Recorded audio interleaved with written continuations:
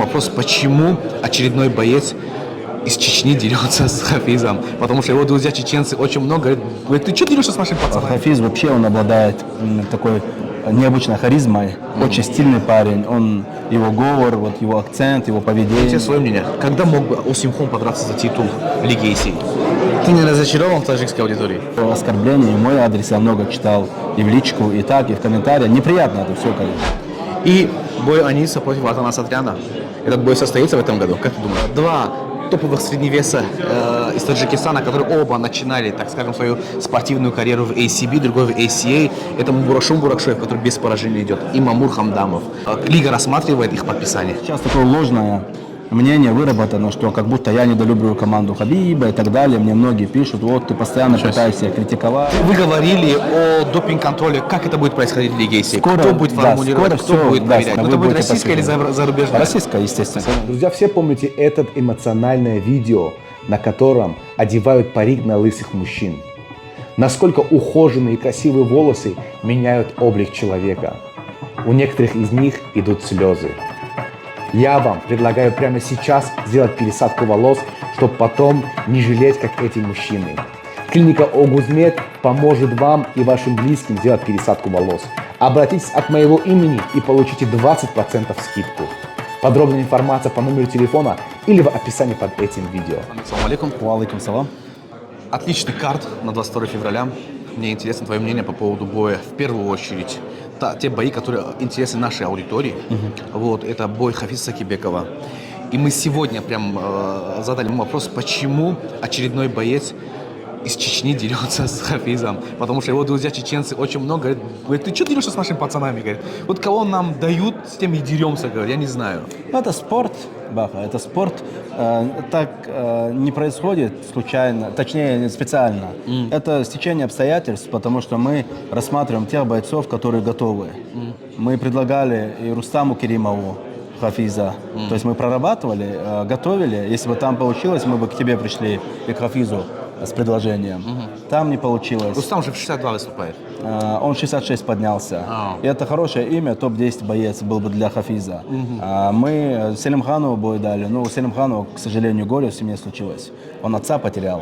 Поэтому он не снимался с боя, но потом это стало невозможным. Потом он на Умру уехал. Вот. И последний вариант, мы много думали над тем, кого поставить, но я думаю, максимально честно будет поставить Хафиза, который всеми парами мчится к топ-10, максимально харизматичен и боец новой формации, против такого же амбициозного парня с рекордом 4-0 в лиге ACA, который в силу тех или иных причин не дрался с топами пока, но который, безусловно, стремится быть топом. Я думаю, как раз в стиле ACA эта история будет проработана, когда два проспекта, как в свое время Бибер Туменов против Ислама Амарова, сходятся на ранней стадии и уже решают, кто пойдет дальше. Это очень хороший бой, я с нетерпением его жду. Оба бойца готовы идти до конца, максимально готовы, атлетичные, всесторонне развитые, психологически в себе уверены, умеют себя преподносить публике. Хафиз вообще, он обладает такой необычной харизмой, очень стильный парень, его говор, вот его акцент, его поведение, его стиль, это все очень сильно привлекает к нему. Мы все это видим, но я попрошу вас набраться терпения, не торопить время, потому что самая большая ошибка в том плане, что форсировать там, почему, условно говоря, даже, возможно, не вы, где-то болельщики, вы не даете топов, почему не в основном карде, почему не это, почему не то.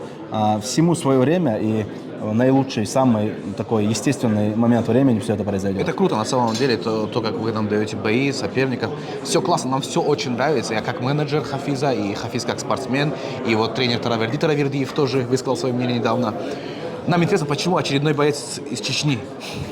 Как я уже сказал, не в третий. Первый был из Кабардино-Балкарии, второй из Чечни. Первый был Малачаев.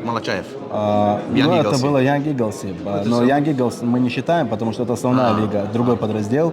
И первый был боец из Кабардино-Балкарии, потом Джихад, и вот сейчас как раз-таки Зубариев. Но я же объясняю, варианты были разные, мы прорабатывали, там не получилось, ну вот здесь как получилось.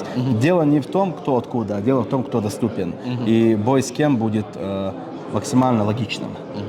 Я к пацанам подошел, чемпионам нашим ребятам, вот, и задал вопрос, что они думают про Осимхона Рахмонова. Через один бой он заслуживает титульный бой в случае кого-то из вас защитить титул. Одинаковый вопрос, обоим задал вопрос. Мне интересно свое мнение. Когда мог бы Осимхон подраться за титул Лиги Есей? Это будет зависеть от того, с кем он бьется. Пока Осимхон не бил топов, но он выиграл сильного бойца в последнем поединке, бывшего топа. Поэтому, я думаю, пару боев и пару побед над сильными соперниками поставят его в ряд претендента. И такой формулы точно нет, что ты проведешь столько-то боев и будешь биться за пояс. Это все условно и по-разному всегда. И часто зависит от обстоятельств. Вот вчера Майкана вышел биться за титул чемпиона, хотя готовился к рейтинговому бою. Все что угодно может произойти, но по всей логике, я думаю, ну как минимум еще 2-3 боя надо сделать. В этом весе бить топов и продвигать себя путь к титулу. Ты не разочарован в таджикской аудитории? Да нет, таджикская аудитория, я не разочарован, но чуть неприятно мне то, как отнеслись к поединку Фаридуна. Потому что мне очень неприятно читать эти вещи. То есть парень, которому вы вчера рукоплескали, без каких-либо доказательств вы сегодня обвиняете в том, что он бой сдал, купили, продали, это, то, все оскорбление. И мой адрес я много читал и в личку, и так, и в комментариях. Неприятно это все, конечно. Я понимаю эмоции, но... Что тебе писали? Вы продали бой? Ну, продали бой, не болтай, не этот, не то, как бы, что ты нам тут, это, матерными словами рассказываешь, в общем, и так далее. Я не реагирую на этих людей, потому что я понимаю, что они не совсем понимают то, что происходит. Они не бились в клетке, они не понимают, что такое кислородное голодание, они не понимают, что такое усталость. Это очень тяжело. Просто Фаридун был выработан.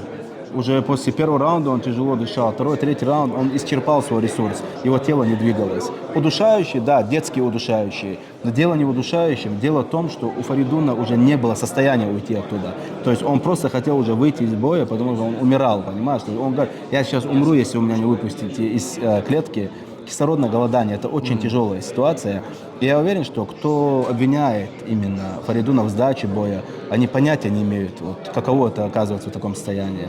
Это очень жестко по отношению к бойцам, поэтому просто попрошу вас, друзья, мы понимаем эмоции, мы понимаем, у каждого может быть свое мнение, но если вы не можете доказать, если вы без каких-либо на то оснований... Так сказать, без почвы. Да, если вы обвиняете кого-то, то знаете, что это абсолютно неправильно. Лучше поддержите Фаридуна, он все тот же боец, он топовый боец, который любой еще другой недалек, день... кстати, от титульного боя. Да, конечно, он рядом, он топ-5 боец. Он поэтому... еще один бой может провести и подраться за титул? Вполне возможно. Да, он может даже бой не провести, подраться за титул. Кто его знает, как сложится. Поэтому списывать его точно не стоит. Я думаю, у этого парня еще все впереди. У него есть дух, у него есть навыки, но именно выносливость и вот, видимо, где-то просчет в подготовке помешали ему показать себя максимально. Они с Адланом бойцы одного уровня. И, в принципе, как мы и говорили, победит тот, кто лучше будет дышать, тот, кто готов будет дальше пойти. А для того, чтобы дальше пойти, у тебя должны быть функциональные возможности для этого. Понимаешь? То есть, видимо, Адлан лучше подготовился. Видимо, где-то в деталях он более грамотно подошел. Да. И последнюю лепту внесу в этом бою, расскажу.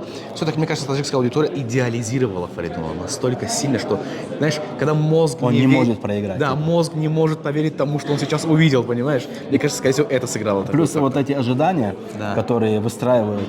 У меня раньше такое было, но я преодолел этот момент. Когда ты выстраиваешь какие-то ожидания, они не сбываются, тебе очень тяжело это принять. Тебе тяжело, потому что ты рассчитывал на одно, происходит другое. Поэтому ММА – это такой вид спорта, где очень осторожно нужно относиться.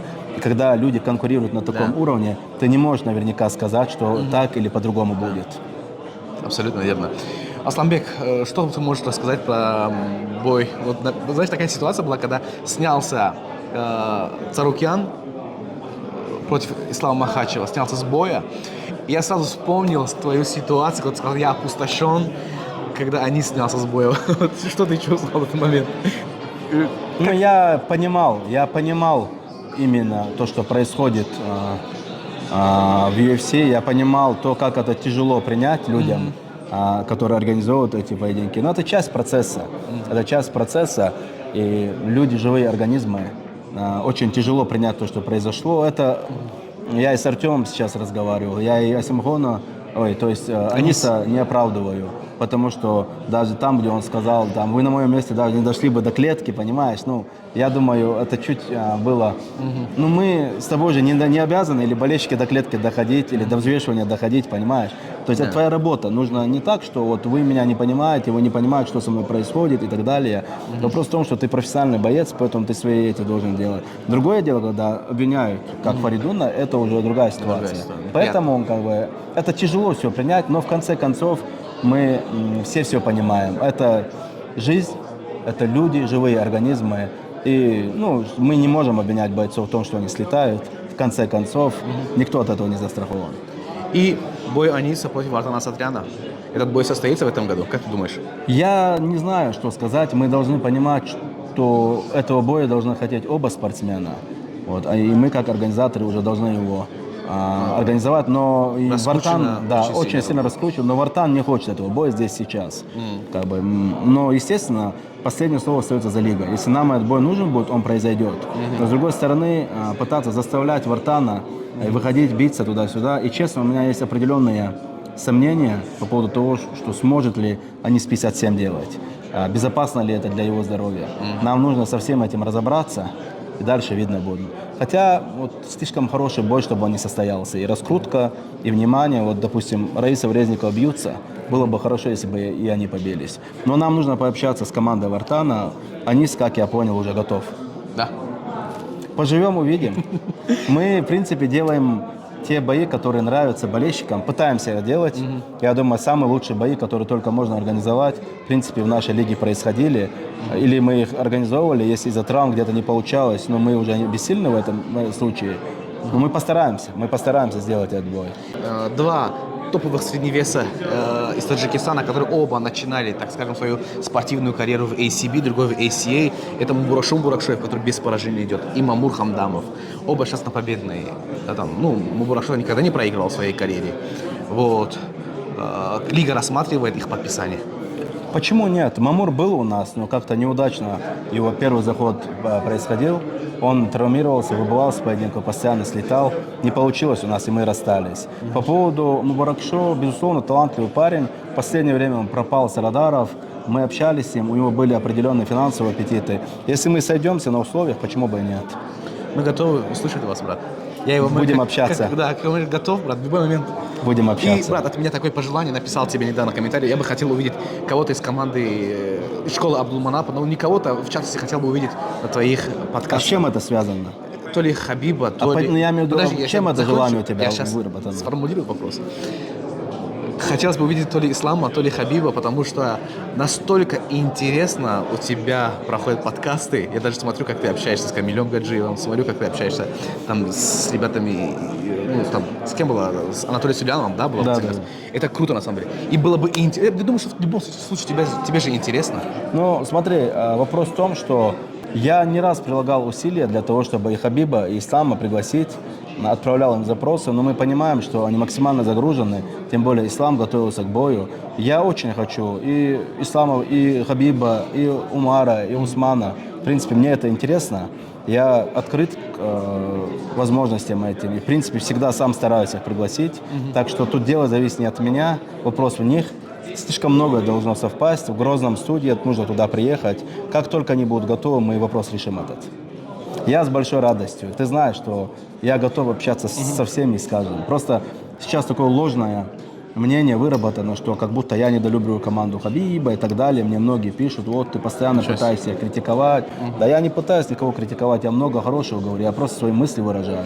Возможно, я ошибаюсь, но я так думаю, поэтому я максимально честен. Я не пытаюсь кому-то угождать или говорить то, что людям нравится. Но при этом у меня нет никаких разногласий с этими ребятами. Я уважаю их команду, я уважаю то, что они сделали, делают, они пишут историю. Поэтому буду только рад их увидеть. Я думаю, если они приедут, а рано или поздно должны приехать. Да. Так что... Кстати, было очень крутое интервью с Хамзаном Чуваевым. Очень интересно было. Вот поэтому... На подкаст тоже мы собираемся пригласить Хамзата. Так что... И последний вопрос, я забыл, только пришло в голову. Вы говорили о допинг-контроле. Как это будет происходить в Лиге ACA? Кто будет формулировать, кто будет проверять? Скоро все будет объявлено официально. Мы уже вырабатываем систему. Она на завершающей стадии. разработки, так что все скоро узнаете. Это будет какая-то известная клиника? Скоро узнаете, это будет лаборатория, да, с которой мы сотрудничаем, мы все расскажем вам. Обязательно Ну, вы это будет будете российская или посвящены. зарубежная? Российская, естественно, зарубежная нет. Ислам Бексал, спасибо большое.